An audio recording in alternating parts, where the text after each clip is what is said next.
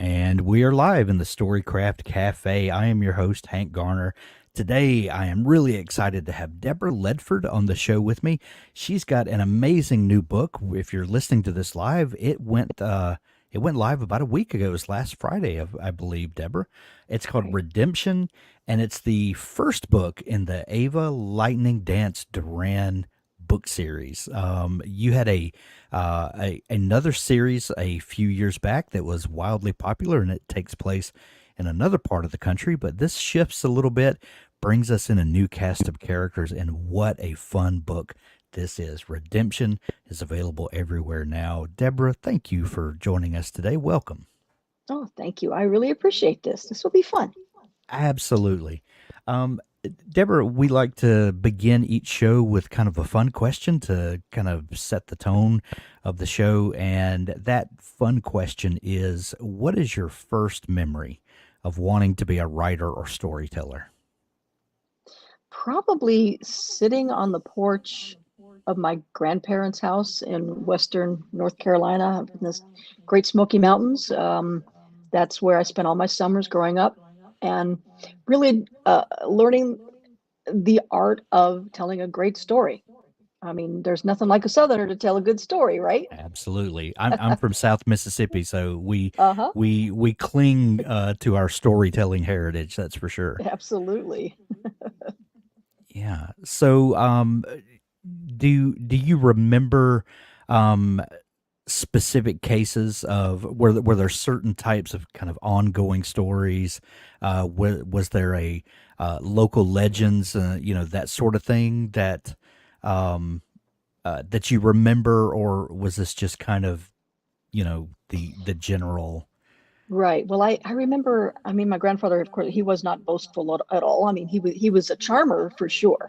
Yeah. And but I remember for instance, my cousin and I, that's how I found out more about my grandfather, because my grandfather would talk about other people in the family, or, you know, stories. He was a logman on the railroad, and he and my grandmother had a boarding house deep in the mountains, and, talking about how many how many people she would have to feed, and how many pans of biscuits Oh would be yeah. baked, for first time in the morning, and then also to put in the lunches, and then for dinner. So really, learning about them, uh, it I think that it really infused in me the need for learning about our families and traditions, and they never spoke about being Eastern Band Cherokee. That was something that I learned much later in my life. I found a, a picture, obviously, of a full-blooded, Native American woman holding a baby, and found out the baby was my grandfather, and Oh but wow. nobody really had too many answers about the woman, about my great grandmother. It's a mystery that will never be solved, and maybe that's part of why I like to write Native American mysteries, is that there's information that's lacking, and and the stories that are told and the learning through the stories are so important to our culture. The Cherokee heritage of the eastern side of the Deep South is something that is increasingly being lost. Where I live, we have a huge Choctaw Indian reservation just about 30 miles down the road here, and and over the last few decades, we've seen a lot of the changes that have happened uh, with Uh-oh. Native American reservations and Hmm. the casino culture that's come in, and a lot of change there. But the Cherokee heritage is is something that's increasingly kind of being watered down, kind of washed away from our Southern heritage. When you discovered that and started asking questions, um, were you able to get anything out of the older people in your family, or to piece together some of this history? Not too much. I mean, my mother remembers her grandmother certainly, but they, back then, you know, nobody really thought about it. Um, it's very obvious that my grandfather certainly is at least half Cherokee from his coloring and so forth, um, Yeah. and his manner of being, his very quiet, command of the area and himself and his well-being. But no, I didn't. When you're young, you don't really think about that kind of thing, and then when you get Yeah. older, it's too late. Yeah. And that's why I It kind it of one of the reasons why I connected so much with my contacts on the Taos Pueblo Reservation, which is where redemption takes place. right. But it also I introduced it in my first series, this Smoky Mountain Inquest series in book 2, SNARE. Um, that also takes place on the Taos Pueblo. So I don't know. I guess maybe I live a little bit vicariously through the contacts that I've met and the stories that they have gifted me with. It's so funny that when you're younger and the older members of your family are around for you to kind of pick out your heritage, most young folks are just not interested. And it's so funny that when you start getting around middle age and your own children start growing up and then grandchildren start showing up, heritage all of a sudden matters so much more. Right. It's It's so you true. know it's that old saying, about youth being wasted on the young, I but completely anyway, agree. yeah. Do I understand correctly that you worked in the movie and television business? Mhm. Tell me about your history there and how that came about. Right. That was so I started out as a an oil and canvas artist. I've and a photographer. I've always been involved in the arts in some manner. So at college, it was kind of I knew I wanted to be a psychology minor, and so I decided, go to the community college to get take care of those, easy credits. Yeah. And I kind of parked. I walked in, and and I said, I wonder what that building is, and it just drew me to it. Uh, and I walk around the corner, and the doors open, and there's a woman standing there with her hands on her hips, as if she's waiting for me. And it turned out to be the Kim Williamson, who was the designer, award-winning designer and scenic artist and builder. And she got very excited, knew I could paint and build, and we proceeded then to work on, I don't know, it was probably 4 productions there, and then I Wow. stage managed a lot of dance concerts and short plays and so forth and so on. And then I started getting paid real money to be on set to professionally paint, sets for primarily at the beginning. It was trade films, Yeah. the like Intel and Motorola, where I had to get the government security clearance, and it was a little odd. Probably my biggest fame to claim uh, is oh gosh, what is it? It's the Coen Brothers. Raising Um, Arizona. yes, thank you. I blanked out right there. I blanked out. Um, yeah, and that was a lot of fun. I was not as Arizona's a right to work state. I was not a union member, so unfortunately I did not get any title credit at the end, which is really, really sad. But it was a lot of fun. I really, really enjoyed it. What sort of work when someone like me who's completely ignorant of that process, when you hear someone talk about painting sets and things like that for a motion picture, what does that entail? Are Mhm. these interior shots that you're what I'm completely ignorant of the process. Please help me understand. Right. Well, there's an art director who I work directly with. So he tells me where to go. My paint is already uh, purchase, so I just put it in my truck and I go to the location. Sometimes it's strictly they want you to age the prison bars, in the prison Right. cell, or add texture to such and such. For stage, it's much different. I mean, I was generally always the lead painter, so I knew exactly what needed to be done, and hitting those deadlines, because you have to be done, and you Yeah. don't even get the stage until midnight when the actors are off. So Mm. so the pressure is A lot really, of really working on. through And, the night. oh yes, always, always. So it was kind of uh, you know making it work, which helped me in writing because I've Yeah. never missed a deadline, and I don't plan to. And I think that help train my brain, and the responsibility aspect of, hey, this is really important. People are counting on you. Just get it done. Yeah. I am of the mind that a writer collects life experiences as they go along, and every person that you meet, every story that you hear, every interpersonal conflict that you are a part of, you know, finds a way into your writer toolbox at some point or another. And I also believe that every creative endeavor um, adds some sort of tool to your toolbox. And in your time working, as a set designer, or do you ever pull anything from there that other people might think, well, what does that have anything to do with Mhm. writing? But are there tools that you picked up along that way? Sure. I mean, experience is so key. That's why I Yeah. love research, going to the location so that I can convey what I'm seeing.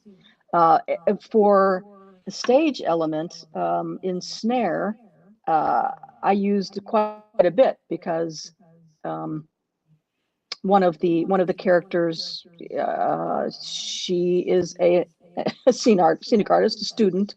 So when there's a big uh, climax that happens on stage, so I'm able to really walk the reader around what happens on stage, what is on stage, what's above the stage, and so unless you can see that and experience it, I mean, Google's great, the walking tours and so forth, Right. but when you can feel feel it and smell it, and can convey, even the atmosphere, how the air feels, is it's gold. I mean, Yeah.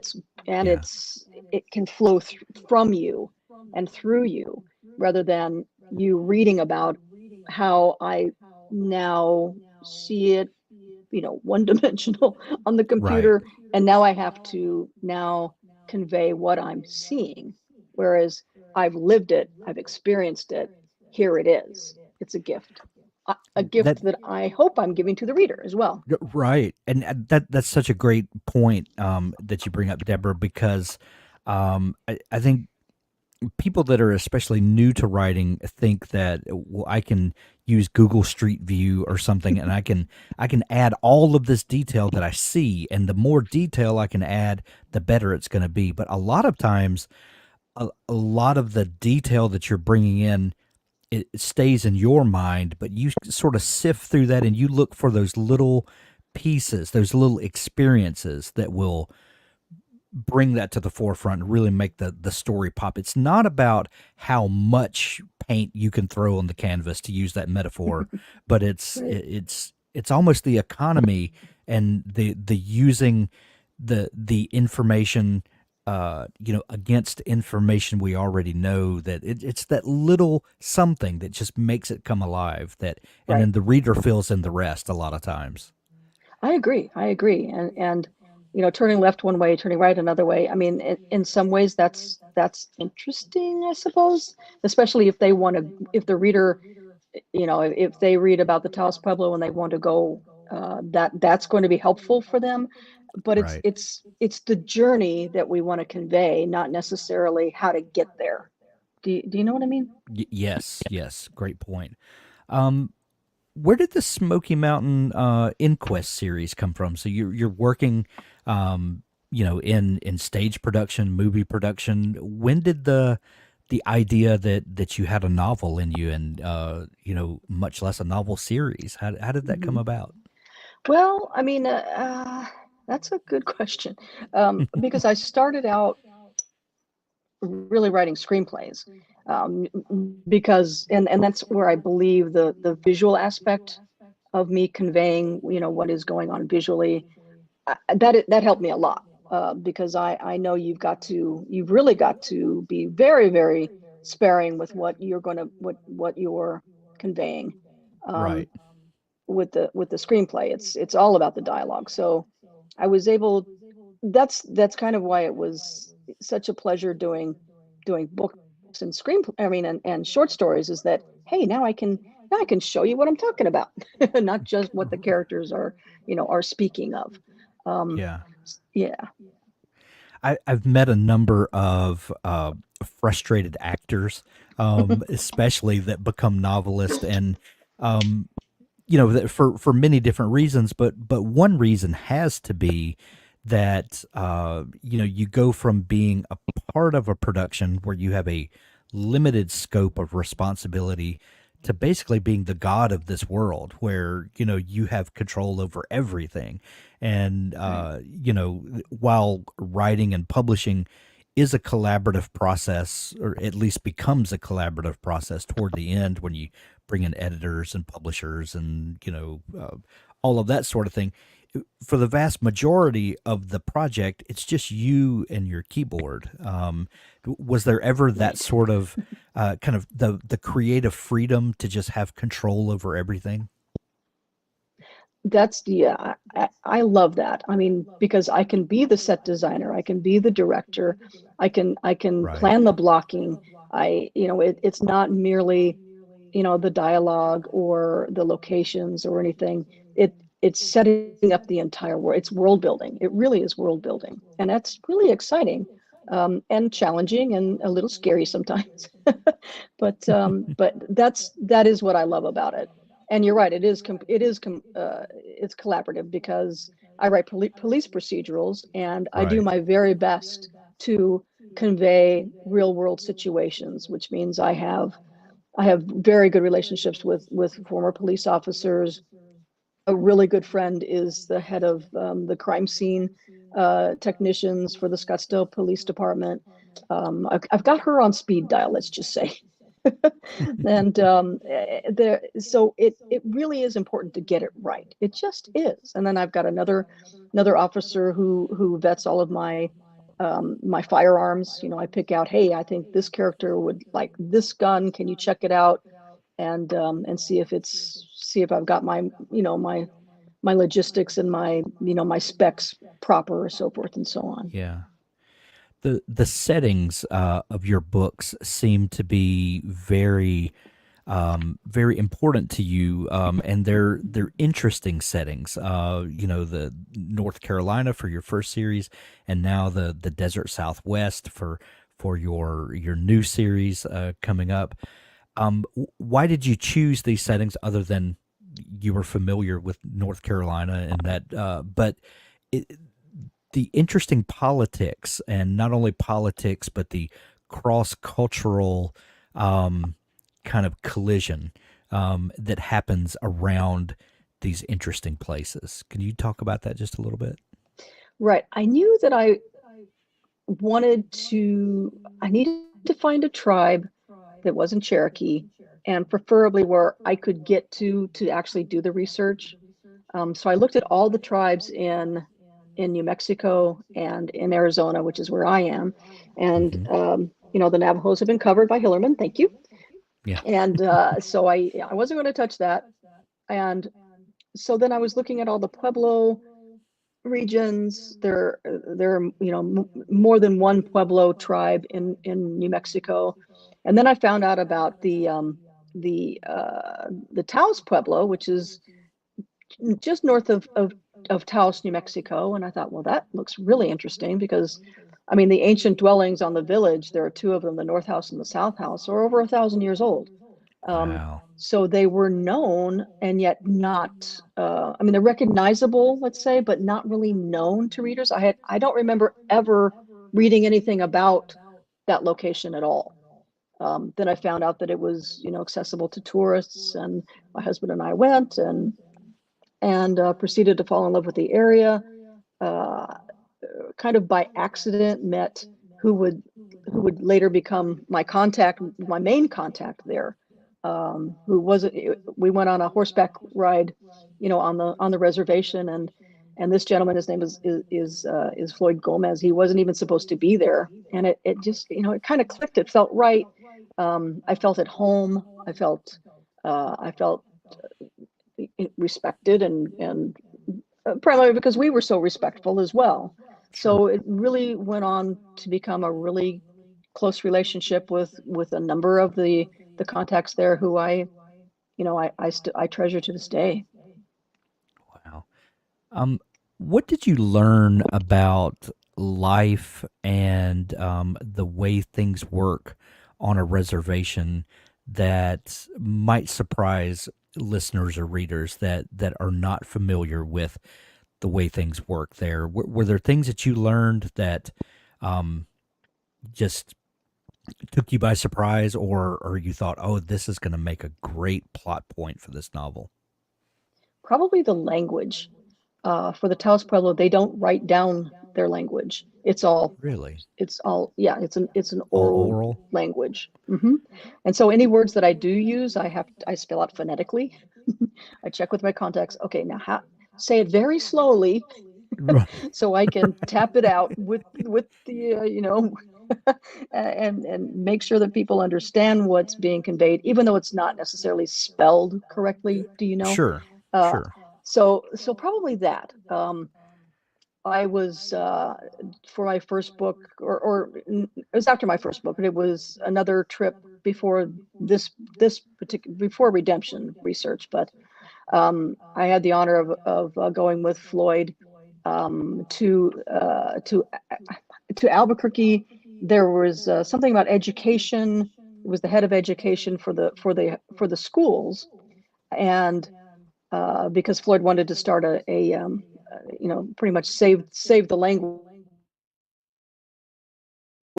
save the language program.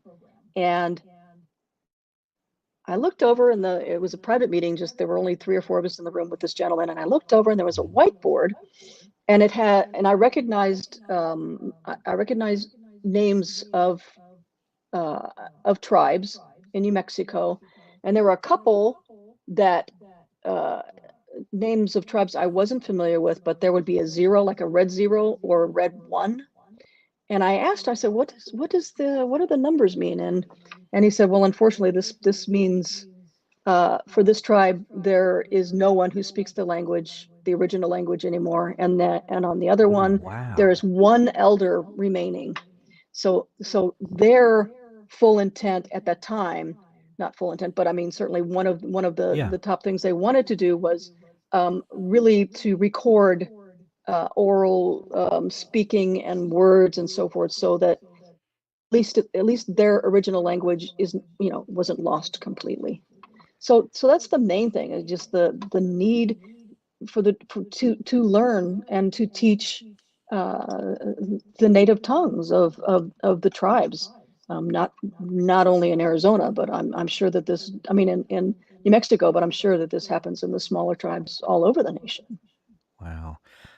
Over the last several years, I've gotten to know Craig Johnson, who writes the Longmire mystery series, and he's been Sure. on the show a number of times. And one great source of conflict that he's always mined for his novels is the fact that the reservation is, or the res is close to Right. his small town in his books, and there's always a lot of Right. political intrigue and the way this group of people wants to handle situations versus this group of people, and how those you know cause clashes and all of that. What things did you decide, or did you discover, that writing police procedurals, crime thrillers in this part of the world? What sorts of things did you come up against that made for fascinating reading? Well, I do take a little bit of liberty on the Taos Pueblo. There are essentially four individual leader groups, let's just say, as far as keeping peace on the reservation. It's Yeah. 110,000 acres. It's a massive space, but there are only about 3,000 residents. But so there is no chief, let's say, overall. There's a governor and then his staff, and there's the war chief and his staff. There's the Taos Pueblo Police Department, and there's also the uh, Taos Pueblo Sheriff's Department. So none of them really necessarily interact unless there's a huge crisis going on. I mean, there's always a motorcycle rally that happens every year, and there's quite a lot of violence this year. And um, so in those instances, they all really, really band together and come up with a plan of, how we're going to keep not only our members safe, but also, um, you know, they live off tourism. Let's just be Hmm. honest. They live off tourism, and so they want to keep their entire area free from conflict as much as possible. Gotcha. Where did the character of Eva Lightning Dance Duran come from? Boy, that's a good question. So I knew my agent said I have four publishers who do in publishing what you do, writing a native writing native characters. I said, but they won't pick up your old series. They have to come up with something completely new. And thankfully, I had already achieved so much research on the Taos Pueblo. Um, Ava isn't anyone that I know necessarily. Yeah. Amalgam of a little bit myself, a little bit people I've met. But I hope that I've been able to convey with all of the all of the Taos Pueblo people that I present, that sense of calm. Even when you're facing adversity, it's be the duck, calm on the outside, up above the water, and But trying to kicking keep like up crazy below the underneath. water. Yeah. Yeah, you can't show anybody that though. It's Right. that quiet calm. Uh, and even discussions between the closest of friends and so forth can be misconstrued or taken the wrong way. So Ava is closed-lipped. She's got her mission. She knows what she wants to do. In book one, she's searching for her very best friend, who is a former hoop dancer, champion hoop dancer, uh, who, after an injury, devastating injury, her husband died, as well as a few other dancers. And so she was injured and then got hooked on Oxy and is now a heroin user. And Mm. so the tribe has essentially written off Paloma is her name, Paloma, White Dance Ario, or White Dove Ario. And so what happens is there's a connection that will never be broken. I mean, they're as close as sisters as they can be. And so she sets off to find her sister along with um, Paloma's 18-year-old son, who they become her unwantingly allows the son to help in areas that he can when she knows that she's not breaking too many rules. So I wanted that quiet calm, but also someone so dedicated and focused that she's not going to stop. She's not going to stop looking. The choice to make Ava a sheriff's deputy, it seems to me like it was a very deliberate choice. Why did you choose to have her in the role that she is, as opposed to like the head sheriff or another member of the community? It seems like having her in this role allowed for choices to be made with the character that maybe you couldn't do if she had some other rank or some other position. Right. Completely intentional. Completely 100%. I knew I didn't want her to be the boss. She would never want to be a boss because she doesn't follow all the rules. Not that she goes rogue, but she has her own ideas, especially of how to deal with her own people. So she is the liaison, kind of the bridge between the sheriff's department and the Taos Pueblo police department and the Pueblo and her Pueblo people. So anytime there is a situation, let's just say, Ava is called in to make the to keep the peace and bring her people back into the fold and walk away without any without any force or nobody wants to go to nobody wants to take your own blood brother, sister, cousin, auntie to prison. So she does her best to keep the peace. And so, yeah, that was completely intentional. Also, the very first scene that came to me took place on the gorge, on the gorge bridge over the Rio Grande, which is the cover. Which is the cover image, yeah. Right, the cover image. And I knew that's not on the reservation. That's county land. And it was like, okay, well, she's got to be a deputy. And that and when I made that decision, it really came together, because then she's got relationships not only with the sheriff's department and the sheriff, but also with the city police. So there are the city police, and then the Taos Pueblo tribe, which is her love interest, is a police officer on the Taos Pueblo police department. So it gets to be a little bit of a sticky. Redemption is the first book in this new series. When you first started developing this character and the setting and kind of what this was going to be, were you thinking series potential? Was that part of the initial discussion to launch this new series? Yes, I mean, that was Thomas and Mercer is my publisher, so they definitely wanted a series. It's a 2-book deal. Hopefully there will be more books in this series, but they start with at a time. So yeah, it was completely intentional, and the character grows and evolves, and I don't think it's too much of a spoiler to say that Ava eventually becomes an officer with the Taos Pueblo Police Department. She redeems herself completely, and the reason why she's a sheriff's deputy also is because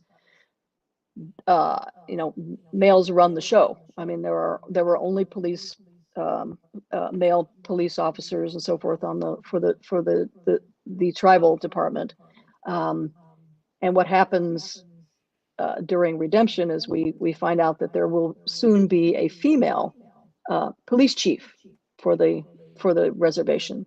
So that kind of opens the door to, oh, well, maybe I can do that now. Nice.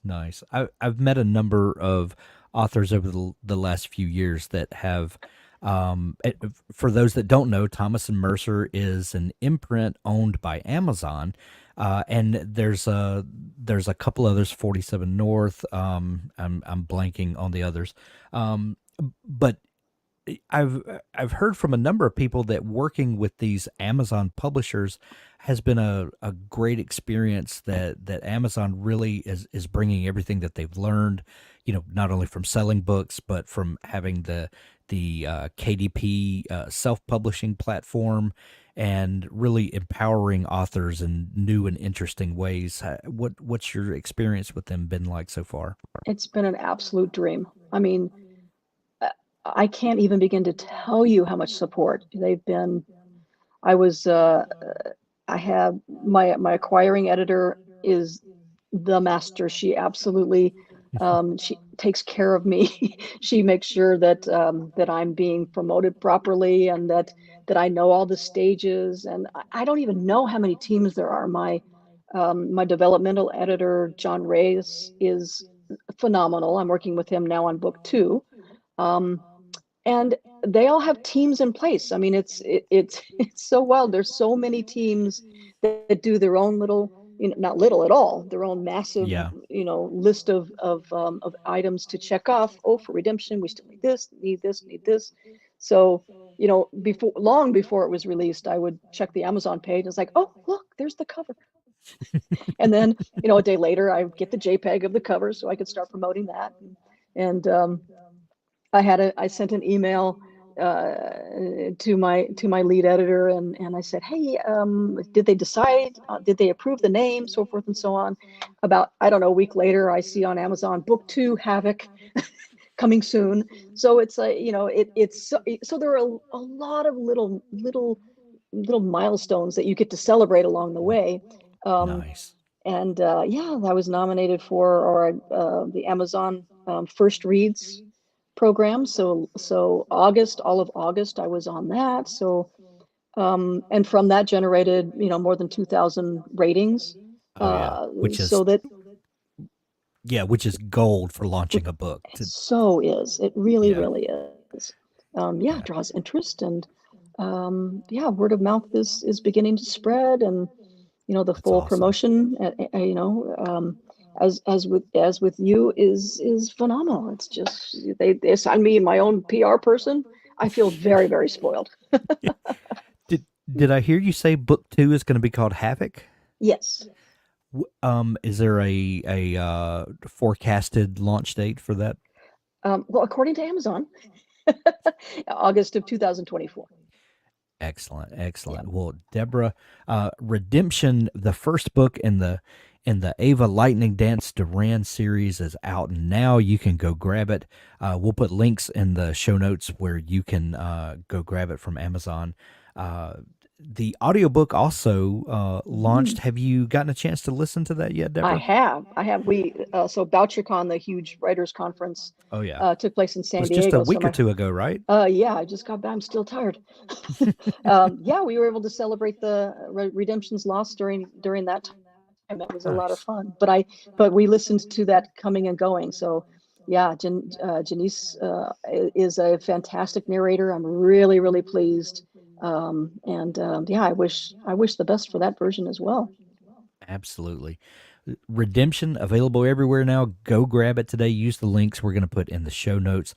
Deborah, if people are just discovering you and want to dig into all the stuff that you're up to, is there a good place online where they can connect with you and follow along? Sure. My website is deborahjledford.com. So just my name spelled out. And I am DJ Ledford at Twitter/X and Instagram. Uh, Deborah J. Ledford on Facebook. I have an author page and a personal page as well. So yeah, I'd love to hear from you. Great. We'll link up all those places in the show notes to make it easier for folks to find you. Deborah, this has been so much fun chatting. Thank you so much for taking time to come on the show. Oh, I so appreciate this so much. You take care now.